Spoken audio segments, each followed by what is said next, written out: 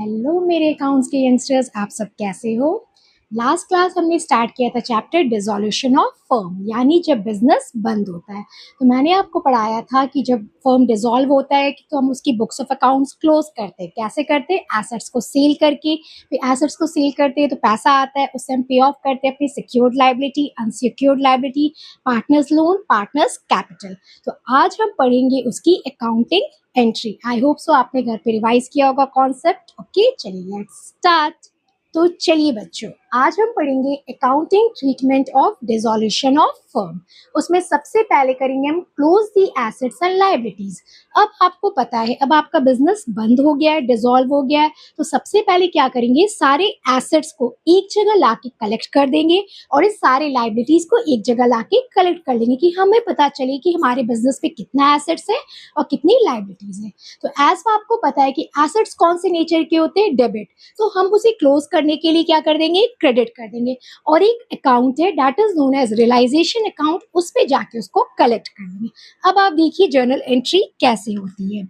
तो जिस तरह मैंने आपको बताया, एसेट्स क्या है, डेबिट नेचर। जैसे जब हम राइट ऑफ करते हैं, जैसे गुडविल मैंने आपको पढ़ाया, जनरल रिजर्व, फिक्टिशियस एसेट्स, तो राइट ऑफ करते हैं तो खत्म करने के लिए उसका रिवर्स कर देते हैं। जैसे जनरल रिजर्व क्रेडिट आइटम है तो उसे खत्म करने के लिए हम डेबिट कर देते हैं। उसी तरह जब हमारा बिजनेस डिसॉल्व हो गया है, तो बंद हो गया है, तो हम एसेट्स को क्लोज करने के लिए, वो डेबिट नेचर है तो उसको खत्म करने के लिए हम क्या कर देंगे, क्रेडिट कर देंगे। ठीक है, तो यहाँ पे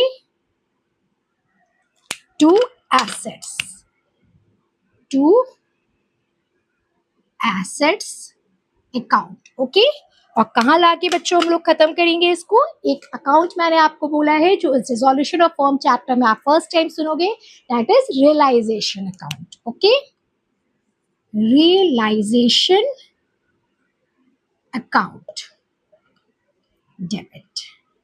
ठीक है बच्चों, तो ये एंट्री समझ में आ गई आपको। बस इतना ही आपको ध्यान रखना है बच्चों कि जो जैसा नेचर का है उसको खत्म करने के लिए हम उसका रिवर्स कर देते हैं। तो ऐसा आपका डेबिट नेचर है तो उसको खत्म करने के लिए क्रेडिट कर देंगे और रियलाइजेशन अकाउंट में हम डेबिट कर देंगे।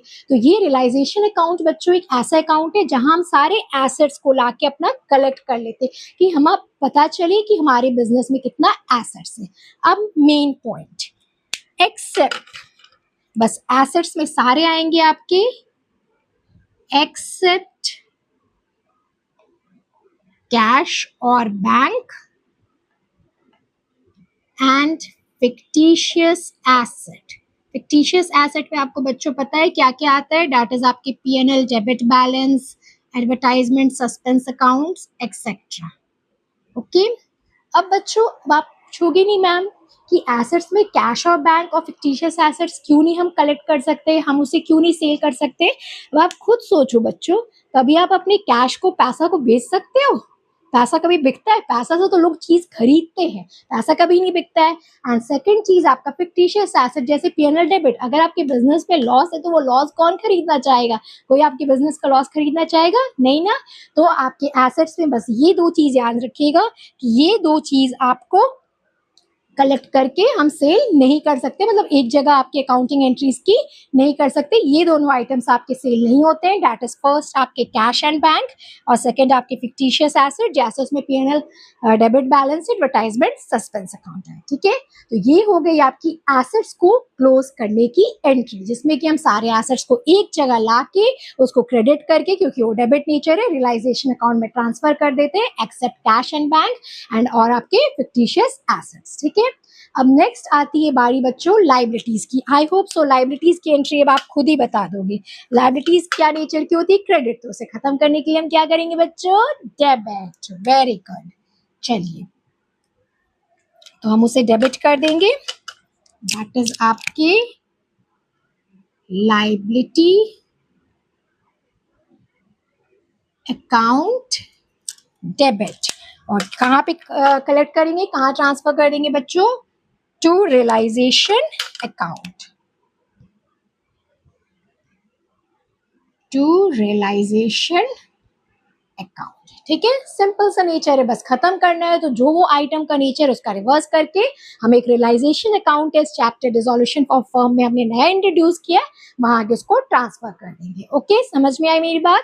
लाइबिलिटीज में कोई एक्सेप्शन नहीं है, सारे लाइबिलिटीज ट्रांसफर हो जाएंगे, बस एसेट्स में एक्सेप्शन है कैश और bank, and next is your fictitious asset. Okay, तो फर्स्ट आपको समझ में आ गई है, जब आपका फर्म डिसॉल्व होगा तो सबसे पहले हमारे को सारे एसेट्स को क्लोज कर देना है और लाइबिलिटीज को क्लोज करके रियलाइजेशन अकाउंट में ट्रांसफर कर देना है। ठीक है, चलिए आप इसे नोट कीजिए, फिर हम लोग आगे बढ़ते हैं। तो चलिए बच्चों, अब हमने क्या किया, एक अकाउंट रियलाइजेशन अकाउंट में सारे आपके एसेट्स एंड लाइबिलिटीज को ट्रांसफर कर दिया, कलेक्ट कर लिया। अब बज रही है आपके बिजनेस फर्म में घंटी, टन टन टन। किसकी घंटी बज रही है? Sell sell sell. जैसे कि आपके मॉल में बजती है कि चलिए अब सेल हो लग गया, सेल लग गया, आइए आइए शॉपिंग कीजिए, शॉपिंग कीजिए। उसी तरह अब आपका जब ये फर्म डिसॉल्व हुआ है तो अब घंटी बज गई, सेल सेल सेल। जिसको जो एसेट्स लेना है आइए और पे ऑफ कीजिए, पैसा दीजिए। ठीक है, तो ऐसा ही होता है आपके बिजनेस फर्म में। मजा आ गया ना? चलिए, तो अब सेल की घंटी बज गई है, तो अब कोई आउटसाइडर, जैसे मेरा एसेट है प्लांट एंड मशीनरी, वो आउटसाइडर है, वो मेरे से प्लांट एंड मशीनरी खरीद लिया। ठीक है, तो वो एक्सचेंज में मुझे क्या दिया? कैश दिया। तो अब फर्म के पास कैश आया। ठीक है, तो जब सेल होता है, ठीक है, तो कैश अकाउंट डेबिट। ठीक है, और टू क्या होगा बच्चों? अब आप खुद सोचिए, आपने ये एसेट को, हम एसेट को सेल कर रहे हैं बच्चों, तो ये एसेट को हमने कहाँ ट्रांसफर किया था बच्चों? रियलाइजेशन अकाउंट से। तो अब जब कोई एसेट जैसे प्लांट एंड मशीनरी को हम सेल कर रहे हैं तो वो रियलाइजेशन अकाउंट से प्लांट एंड मशीनरी हट जाएगा, वहां से डिलीट हो जाएगा। तो आपको यहाँ पे क्रेडिट क्या होगा?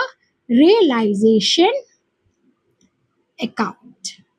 ठीक है, बस सिंपल सी लॉजिक है, बस आपको यहाँ पे ये ध्यान रखना है। ये आपको पता है ये सेल होगा तो पैसा आएगा, तो कैश अकाउंट आपको डेबिट होगा। और वो आइटम कहाँ से हट रहा है, एसेट कहाँ से हट रहा है, हमने एसेट को कहाँ ट्रांसफर किया था? रियलाइजेशन अकाउंट में, तो बस उसको क्रेडिट कर दीजिए, काम खत्म, सिंपल। ठीक है, ये थी बात आपकी सेल की। फिर नेक्स्ट आती है टेक ओवर। जैसे कि मैंने आपको समझाया था, कभी कोई पार्टनर बोलता है चलो ये सोफा सेट है, ये फर्नीचर मेरे घर पे काम आ जाएगा, तो चलो मैं उसे ले लेता हूँ। तो पार्टनर जो होता है आपका फर्म का, वो कैश नहीं देता है, वो उसके अपने पार्टनर्स कैपिटल अकाउंट से पैसा देता है। तो क्या होता है उसका पार्टनर्स कैपिटल अकाउंट जो है वो, जब मैंने क्या समझाया था, उसको पैसा आता है तो क्रेडिट होता है, जब उसके अकाउंट से पैसा जाता है तो क्या? डेबिट होता है। Very good. तो जब टेक ओवर होगा आपका, अगर पार्टनर कर रहा है तो पार्टनर कैपिटल अकाउंट डेबिट हो जाएगा सेम, और वो आइटम आपका कहाँ से हटेगा? रियलाइजेशन अकाउंट से। तो टू रियलाइजेशन अकाउंट आपका क्रेडिट हो जाएगा। सो सिंपल एंट्री है, कोई दिक्कत है बच्चों? बस आपको लॉजिकली बस दिमाग में समझना है, इसलिए मैंने कहा अकाउंट्स आपके समझने का सब्जेक्ट है, रटना बिल्कुल मना है। ठीक है, तो समझ में आ गई, सेल हो गई एसेट्स की तो कैश आया, और आपको कहाँ से वो आइटम एसेट्स खत्म हुआ? रियलाइजेशन अकाउंट से। टेक ओवर हो रहा है, कोई पार्टनर ले रहा है तो पार्टनर कैपिटल अकाउंट डेबिट हो रहा है और वो एसेट जा रहा है रियलाइजेशन अकाउंट से। तो ये थी आपकी एंट्री। जब आपकी सेल लगती है, आपकी पार्टनरशिप फर्म डिसॉल्व हो जाती है, तब आपको सेल और टेक ओवर की एसेट्स की एंट्री ये होती है। चलिए, मजा आ गया? सेल लग गई, आई थिंक अभी जुलाई अगस्त चल रही है ना? हाँ, अभी आपके मॉल में भी सेल लगी होगी। चलिए, ठीक है, चलिए चलिए बच्चों, अब हमने एसेट्स तो सेल कर लिया, या तो सेल कर लिया या पार्टनर टेक ओवर कर लिया। तो अब एसेट सेल किया तो पैसा आया, तो अब क्या करेगी फर्म? अब लाइबिलिटी पे ऑफ करेगी। तो या तो पे ऑफ करेगी या टेक ओवर ऑफ लाइबिलिटी। और लाइबिलिटी में भी कभी क्या होता है, कोई पार्टनर टेक ओवर कर लेता है। ठीक है, तो जब पे करेगी लाइबिलिटी तो क्या होगा? जब पे करेंगे तो कैश क्या करेगा? जाएगा। तो कैश क्या होगा? आपको क्रेडिट होगा। ठीक है, चलिए, तो cash account to cash account, पैसा गया। ठीक है, अब जैसे कि आपका एसेट हम बेचते हैं तो वो कहाँ से डिलीट हो जाता है? कहाँ हमने ट्रांसफर किया था सारे एसेट्स को? रियलाइजेशन अकाउंट पे।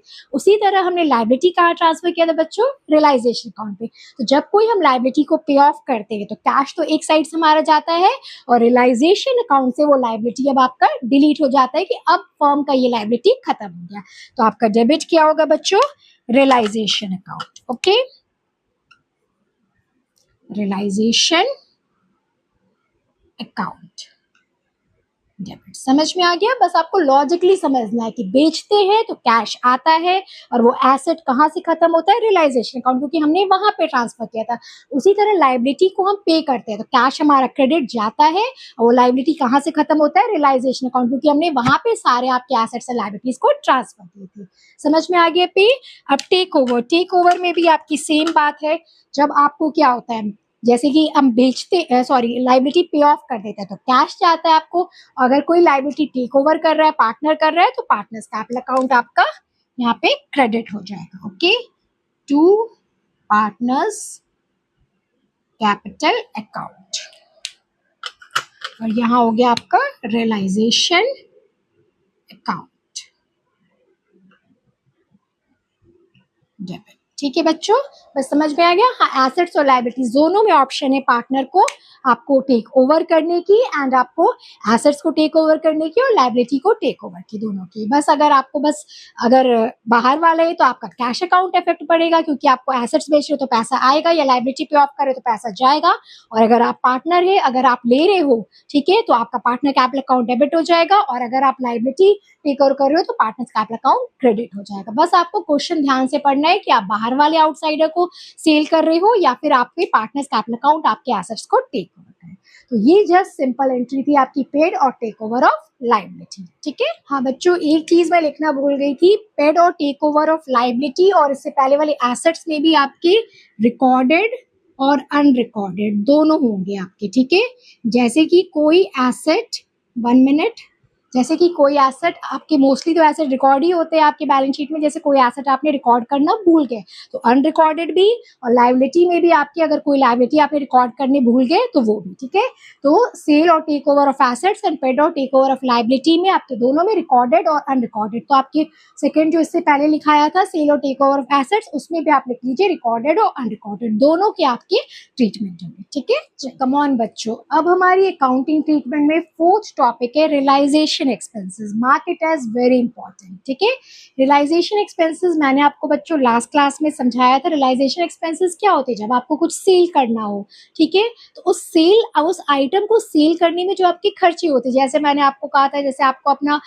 आपका फर्म डिसॉल्व हो गया तो आपको लैपटॉप सेल करना है, तो आप कोई शॉप में गए तो आपके आने जाने में जो आपका पेट्रोल खर्चा हुआ, तो एसेट्स को सेल करने में जो खर्चा होता है उसे कहते हैं रियलाइजेशन एक्सपेंसेस। ठीक है, चलिए अब इस पे आप ध्यान से अब सुनिए, दिल थाम के बैठिए। पेड बाय और बॉर्न बाय में डिफरेंस क्या है? जैसे realisation expenses paid by firm and borne by firm, इसमें क्या डिफरेंस है? अब आप रियल लाइफ एग्जांपल समझिए। जैसे अब आपको आइसक्रीम खरीदना है, ठीक है, आप गए शॉप में, आपने पैसा अपने पॉकेट से निकाल के दिया, तो किसने पे किया? आपने किया। ठीक है, आपने पे किया, डेट इज पेड बाय आपका नाम, ठीक है, पेड बाय विहान। ओके, अब क्या है? बॉर्न बाय मतलब इसका बर्डन किसने लिया, इसका रिस्पॉन्सिबिलिटी किसने लिया? आपके पेरेंट्स ने। ठीक है, आपके पेरेंट्स ने। ओके, तो उसी तरह बच्चों पेड बाय और बॉर्न बाय में डिफरेंस क्या है बच्चों?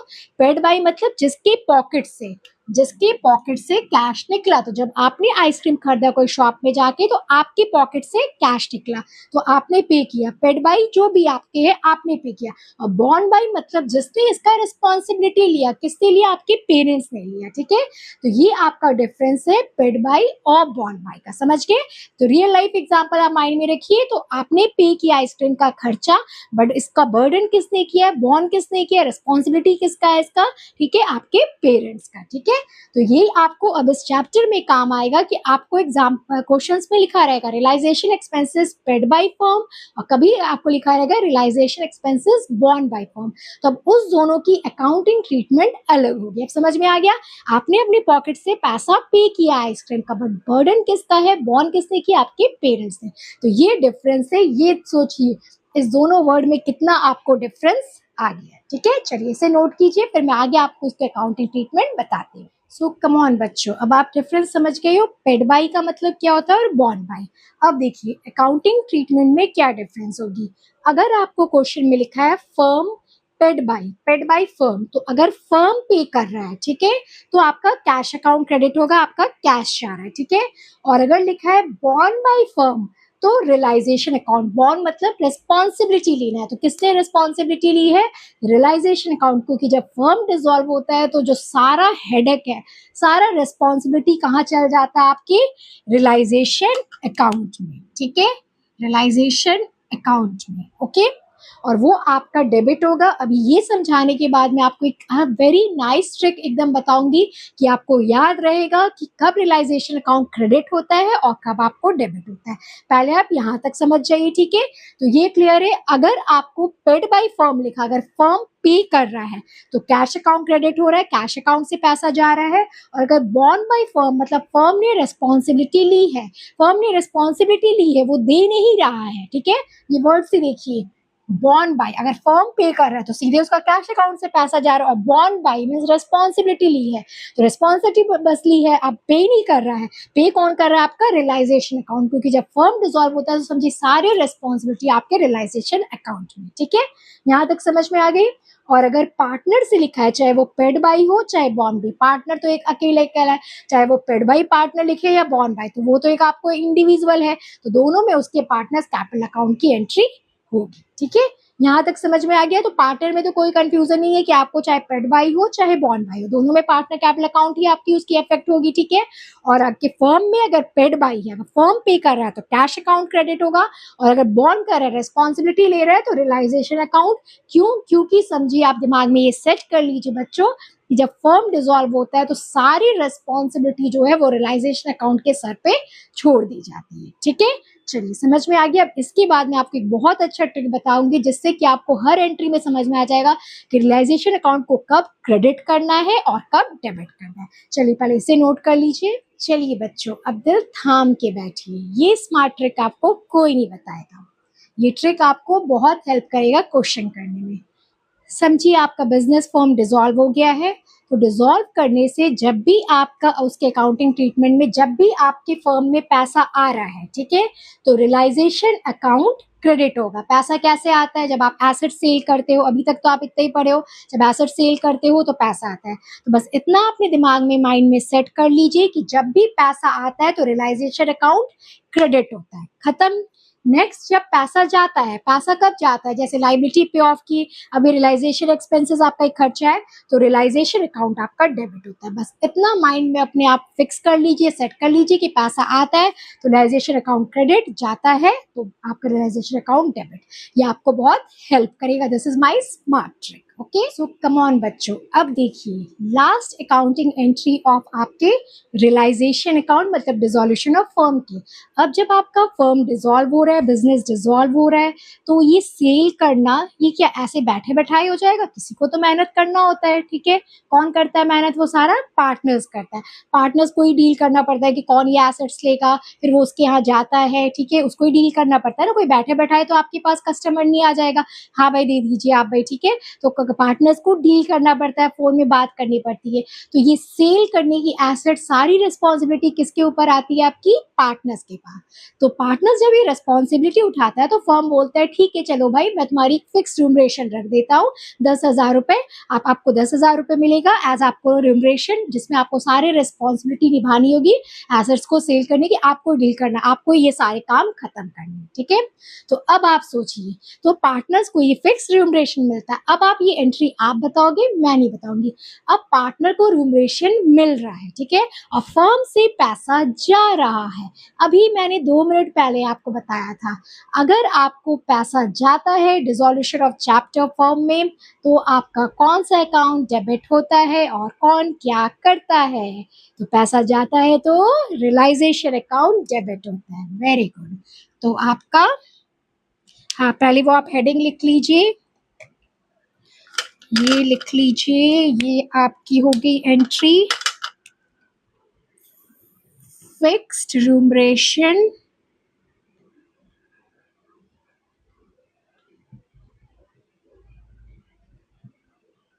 paid to partner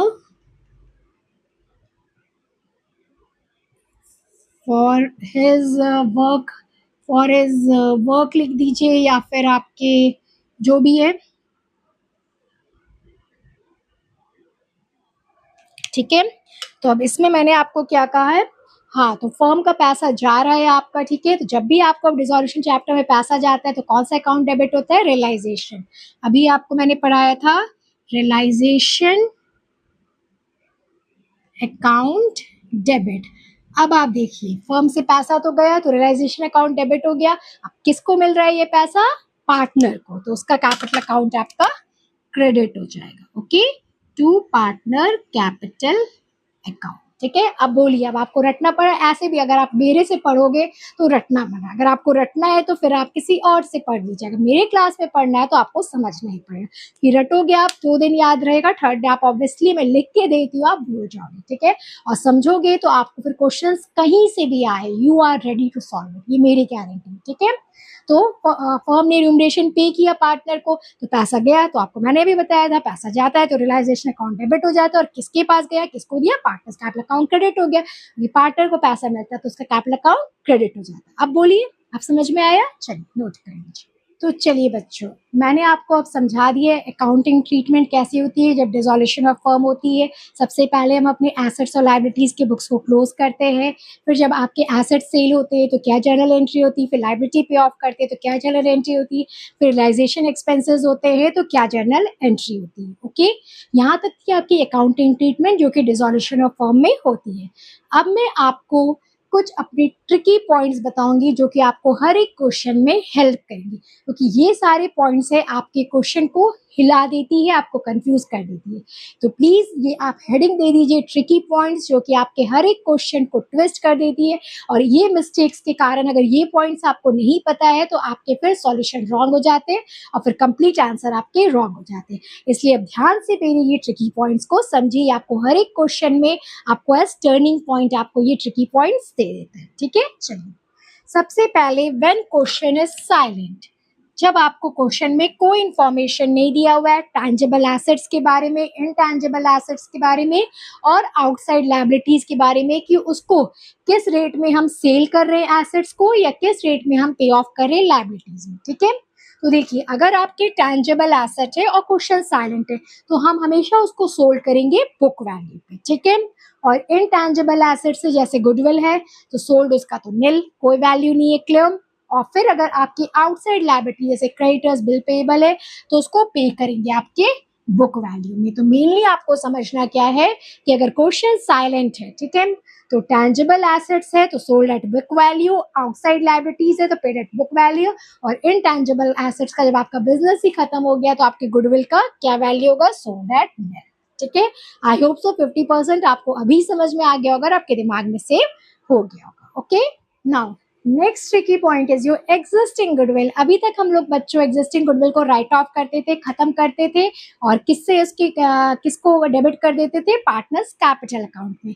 मगर अब क्या है, अब तो आपका फर्म बिजनेस ही डिसॉल्व हो गया, तो हम एग्जिस्टिंग गुडविल को खत्म तो कर देंगे। खत्म कैसे करते पता है आपको? डेबिट आइटम है तो क्रेडिट करके, ठीक है। और अभी तक हम लोग क्या करते थे बच्चों? किसको डेबिट करते थे? Partners capital account. बट अब नहीं करेंगे। बताओ अब क्यों नहीं करेंगे? अब नहीं करेंगे क्योंकि अब तो आपका बिजनेस ही डिसॉल्व हो गया, बिजनेस ही फर्म खत्म हो गया। तो अब सारा क्या मैंने आपको समझाया था, सारा सब कुछ कहाँ जाता है, किसके हेड पे जाता है? Realisation account. Okay, so that is आपके रियलाइजेशन अकाउंट। तो आप समझ जाइए बच्चों कि इस चैप्टर में आपकी सारी रिस्पॉन्सिबिलिटी, सारी हेडेक कहाँ किसके सर पे जाती है? रियलाइजेशन अकाउंट में, ठीक है। तो एग्जिस्टिंग गुडविल अब यहाँ पे जब फर्म डिसॉल्व हो जाता है तो वो खत्म तो हो जाता है, बस डेबिट क्या हो जाता है? रियलाइजेशन अकाउंट, क्योंकि इस चैप्टर डिसॉल्यूशन में सारा हेडेक कहाँ जाता है? रियलाइजेशन अकाउंट में, ठीक है। चलिए, सो थर्ड पॉइंट इज बच्चों when asset is used to set off liability. जैसे आपको कोई लायबिलिटी पे ऑफ करना है तो आप उसके अगेंस्ट एसेट दे दे रहे हैं। फॉर एग्जांपल, जैसे आपका क्रेडिटर है 14,000, उसको पे ऑफ करना है तो आप उसको प्लांट एंड मशीनरी 10,000 पे देखिए सेट ऑफ कर देते हैं। तो जिन बच्चों को अगर रखना अभी भी पसंद है तो उनके लिए तो ये बल्ले बल्ले है, ठीक है। देखिए, जैसे क्या है, अगर आप प्लांट एंड मशीनरी को बेच रहे हैं तो मैंने क्या कहा था, पैसा आता है तो रियलाइजेशन अकाउंट क्रेडिट हो गया 10,000 से, कैश अकाउंट डेबिट हो गया। और क्रेडिटर को आप पे ऑफ करते हैं तो पैसा जाता है तो रियलाइजेशन अकाउंट डेबिट हो गया 14,000 का आपका कैश, बट आपका ये 10,000 और ये 4,000 आपको फायदा हो गया, ठीक है। तो मगर इतनी सारी एंट्रीज जब आप करेंगे तो इसलिए आपको सीबीएसई ने क्या कहा है कि ये सारे एंट्रीज को छोड़ दीजिए, सारे नलीफाई हो गए, सिंपली आप कर दीजिए नो एंट्री। अब किसको किसको मूवी नो एंट्री की याद आ गई, वो बोलेंगे मूवी नो एंट्री आपका थैंक यू। ये आपके जब एसेट्स को यूज किया जाता है लाइबिलिटी को सेट ऑफ करने के लिए तो हमें कोई एंट्री करने की जरूरत नहीं थी, तो बल्ले बल्ले हो गया है। ठीक है, चलिए तो बस इतना याद रखिए कि जब भी कोई एसेट को यूज किया जाता है सेट ऑफ लाइबिलिटी करने के लिए जब आपको कोई एंट्री करने की जरूरत नहीं, भले आप यहाँ देख रहे हो कि 14,000 का लाइबिलिटी खत्म हो गया, 10,000 में 4,000 का फायदा हुआ है, बट आपको इसमें कोई एंट्री करने की जरूरत नहीं है। चलिए अपनी मूवी नो एंट्री को कर लीजिए बल्ले बल्ले। चलिए बच्चों, अब फोर्थ ट्रिकी पॉइंट बहुत इजी है, close IFR account, investment fluctuation reserve account. जब आपका बिजनेस ही डिसॉल्व हो गया तो अब इन्वेस्टमेंट का मार्केट वैल्यू देख के अब आप क्या करेंगे, तो बस आपको अब इसको क्लोज करना है, तो ये क्रेडिट आइटम है तो क्या करना है, डेबिट कर देना है to realisation account. So simple journal entry, बस और क्या है, नोट कर लीजिए। अब बच्चों, अब आप बोल रहे होगे मैम क्या आपने ये ट्रिकी पॉइंट्स का हेडिंग दे दिया, इसमें तो कोई ट्रिकी है ही नहीं, इसमें सिंपल है। अच्छा, अभी मजा आएगा ना भिड़ो। अब देखिए वर्कमैन कंपनसेशन रिजर्व की ट्रीटमेंट, आईएफआर की तो सिंपल थी, कोई मतलब नहीं था, बस क्लोज कर देना था। अब वर्कमैन कंपनसेशन रिजर्व की ट्रीटमेंट में आपको ये बहुत वेरी इंपॉर्टेंट टॉपिक है, मार्क कर लीजिए। देखिए इसमें क्या है, सबसे पहले है वर्कमैन कंपनसेशन रिजर्व आपके बैलेंस शीट में 20,000 का है। सबसे पहला मैंने केस हमेशा बता रखा है कि जब कोई इंफॉर्मेशन नहीं, क्वेश्चन साइलेंट है, हम लोग पहले भी क्या करते थे, उसको रिजर्व को खत्म कर देते थे, डेबिट कर देते थे और किस में डिस्ट्रीब्यूट कर देते थे, पार्टनर्स कैपिटल अकाउंट में। ठीक है, ओल्ड रेशियो में। तो यहाँ भी आपको डिसोल्यूशन चैप्टर में भी अगर कोई इंफॉर्मेशन नहीं है, क्वेश्चन साइलेंट है, तो आपको सेम वही एंट्री होगी, वर्कमैन कंपनसेशन रिजर्व को खत्म कर देंगे डेबिट करके और पार्टनर्स कैपिटल में ओल्ड रेशियो में डिस्ट्रीब्यूट कर देंगे। तो फर्स्ट केस में तो कोई डिफरेंस नहीं है। सेकेंड, अब जब आपका रिजर्व है 20,000 का और लाइबिलिटी आया 4,000 का, तो हम पहले क्या करते थे, रिजर्व को डेबिट कर देते थे, फिर जो लाइबिलिटी था टू WCL लिखते थे 4,000 और जो पैसा बचता था वो पार्टनर्स कैपिटल अकाउंट में डिस्ट्रीब्यूट कर देते। बस इसमें अब डिफरेंस क्या है कि अब हम WCL अकाउंट 4,000 नहीं लिखेंगे। क्यों नहीं लिखेंगे बच्चों, जो बच्चा मुझे बताएगा मैं ऑब्वियसली कहूंगी वो बिल्कुल ध्यान से पढ़ रहे हैं। हाँ, क्योंकि अब तुम्हारा बिजनेस बंद हो गया है तो हम एक यहाँ लाइबिलिटी खड़ा करके क्या करेंगे, अब मेरे को फिर से तो बैलेंस शीट नहीं ना बनाना है, अब तो मेरे को बुक्स ऑफ अकाउंट्स क्लोज करना है, तो हम लाइबिलिटी यहाँ क्यों खड़ा करेंगे, इसलिए हमने यहाँ पे आपको लिख दिया है realisation account. Very good, good child. ठीक है, रियलाइजेशन अकाउंट 4,000। ठीक है, यहाँ पे लिख लीजिए आप, WCL नहीं लिख के हमने लिखा है रियलाइजेशन अकाउंट, क्योंकि अब बुक्स ऑफ अकाउंटिंग हमें क्लोज करना है। ठीक है, 4,000 और जो पैसा बचा पार्टनर्स कैपिटल अकाउंट में डिस्ट्रीब्यूट कर दिया अपने ओल्ड रेशियो में।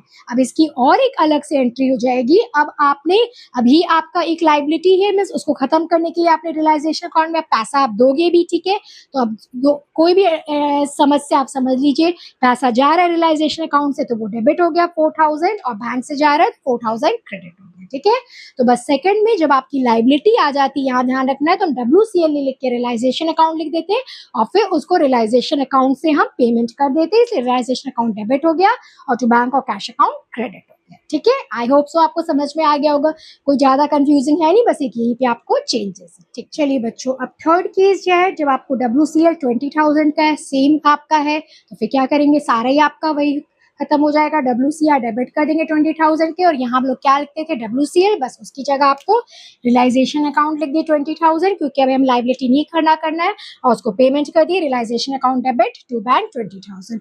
आई होप सो आपको एंट्री समझ में आ रही होगी, बस WCL की जगह में रियलाइजेशन अकाउंट लिखना है और इसके पीछे की लॉजिक ये बच्चों, क्योंकि अब हम अपने बुक्स ऑफ अकाउंट्स क्लोज कर रहे हैं तो हमें कोई लाइबिलिटी खड़ा नहीं करना है, इसे रियलाइजेशन अकाउंट लिखते WCL की जगह और फिर नेक्स्ट सेकंड एंट्री में रियलाइजेशन अकाउंट डेबिट 20,000 जा रहा है, क्योंकि मैंने आपको कहा पैसा जाता है तो रियलाइजेशन अकाउंट डेबिट होता है, और कैसे जा रहा है, टू बैंक अकाउंट क्रेडिट 20,000। ठीक है, चलिए नाउ कम ऑन बच्चों, अभी ये आपके फोर्थ वाले केस, ये आपके इंपॉर्टेंट है,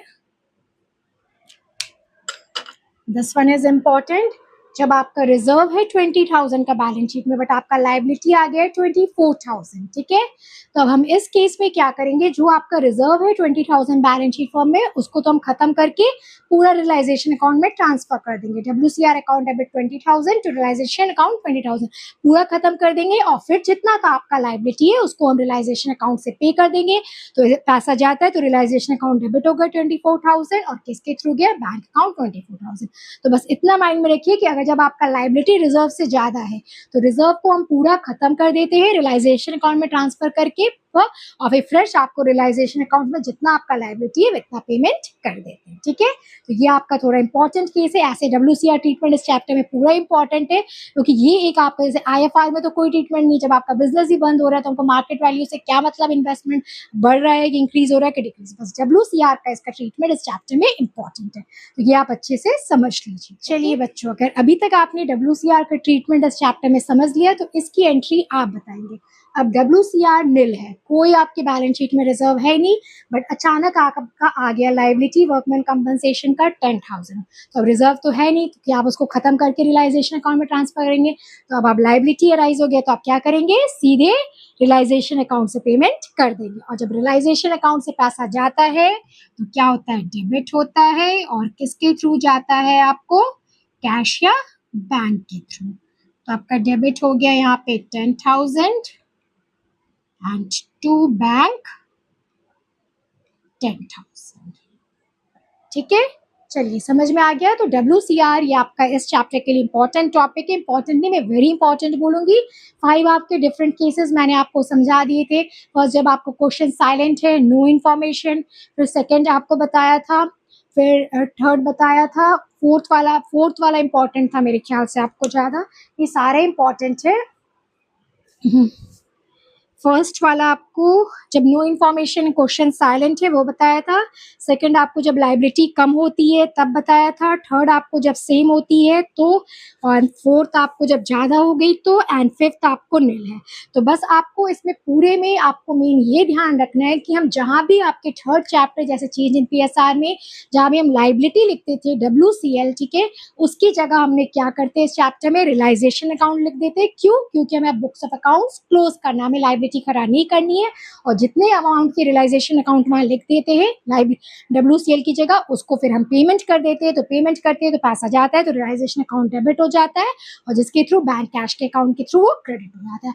तो आई होप सो मैंने आपको वर्कमैन कंपनसेशन ट्रीटमेंट की कोर जो है, कंक्लूजन जो मेन आपको ट्रिकी पॉइंट थी जिसमें चेंजेस आया है थर्ड चैप्टर के कंपैरिजन में इस चैप्टर रिजोल्यूशन में, वो वही है कि WCL की जगह हम रियलाइजेशन अकाउंट लिख देते हैं, और फिर रियलाइजेशन अकाउंट से पेमेंट करने के लिए उसको हम डेबिट कर देते हैं, क्योंकि पैसा जा रहा है, इसलिए मैंने आपको समझाया पैसा जाता है तो रियलाइजेशन अकाउंट डेबिट होता है, और किसके थ्रू जा रहा है, बैंक और कैश, वो क्रेडिट हो जाता है।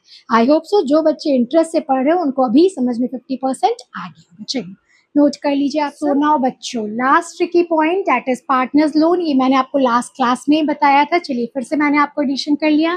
जैसे मैंने आपको ऑर्डर बताया था कि पहले क्या करते हैं, एसेट सेल करते हैं, फिर पैसा आता है, पहले फिर हम सिक्योर्ड लायबिलिटी पे करते हैं, फिर अनसिक्योर्ड लायबिलिटी पे करते हैं, याद आया। उसके बाद हम हाँ, तो ये आउटसाइड लायबिलिटीज में आपका दोनों आ गया, secured liabilities, unsecured liability, first पे ऑफ उसको करते हैं, फिर हम लोग नेक्स्ट करते हैं पार्टनर्स लोन, और फिर पार्टनर्स कैपिटल। तो मेन इसमें आपको ये समझाने का है, सेम ही पॉइंट मैं आपको बता रही हूँ कि सबसे पहले हमेशा आउटसाइड लायबिलिटी ही पे करते हैं जो कि आपके सिक्योर्ड हो, और उसके बाद सिक्योर्ड लायबिलिटी पे ऑफ करते हैं, फिर अनसिक्योर्ड लायबिलिटी, और उसके बाद ही हम पार्टनर्स लोन पे करते हैं, और उसके बाद ही पार्टनर्स कैपिटल। तो मेन कहने का मतलब है कि ये पार्टनर्स लोन का जो पेमेंट आता है, ठीक है, आफ्टर आउटसाइड लायबिलिटी आता है, पहले आउटसाइड लायबिलिटी का पेमेंट कीजिए that is secured liability and unsecured liability, उसके बाद partners loan, but partners capital से पहले, ठीक है। बस आई होप सो आपको ये समझ में लास्ट क्लास भी आ गया था, बट ये इंपॉर्टेंट है थोड़ा ऑर्डर कि पहले आपको किसको पे करना है, ठीक है। मतलब पार्टनर गेन कहने का मतलब है कि पार्टनर कैपिटल से पहले आपको पहले पार्टनर का लोन पे करना है, मगर पार्टनर लोन से पहले आपको आउटसाइड लायबिलिटीज जो है, सिक्योर्ड लायबिलिटी, अनसिक्योर्ड, उसको पे करें। और एंट्री आपको सिंपल है, पार्टनर लोन क्या है, आपको एक आपको ये फर्म बिजनेस के लिए क्या थी, एक लायबिलिटी थी, ठीक है, तो आप उसको खत्म कर रहे हैं तो पार्टनर्स लोन अकाउंट डेबिट हो जाएगी, और कैसे खत्म कर रहे हैं, कैश अकाउंट, बस ये आपकी जर्नल एंट्री है। सो सिंपल, ठीक है। तो ये हमारे 6 ट्रिकी पॉइंट्स थे आपके इस चैप्टर के, जो मुझे लगा कि मुझे आपको बता देना चाहिए कि जब हम इस चैप्टर के पे क्वेश्चंस करें तो आपको उसके बीच में प्रॉब्लम ना आए। ठीक है, तो ये सारे 6 ट्रिकी पॉइंट्स आप अच्छे से समझ जाइएगा, रिवाइज कर लीजिएगा, सो डैट कि जब हम लोग क्वेश्चंस करें तो हमें कोई दिक्कत नहीं आए, हम स्मूथली अपने क्वेश्चंस को करें। सो मेरे प्यारे अकाउंट्स के यंगस्टर्स, आज की क्लास के लिए इतना ही। अगर आपको मेरी क्लास पसंद आई, मेरा पढ़ाने का तरीका पसंद आया, तो प्लीज़ मेरे चैनल को लाइक एंड सब्सक्राइब कर दीजिए। Thank you for watching video. Bye bye, keep shining, keep smiling.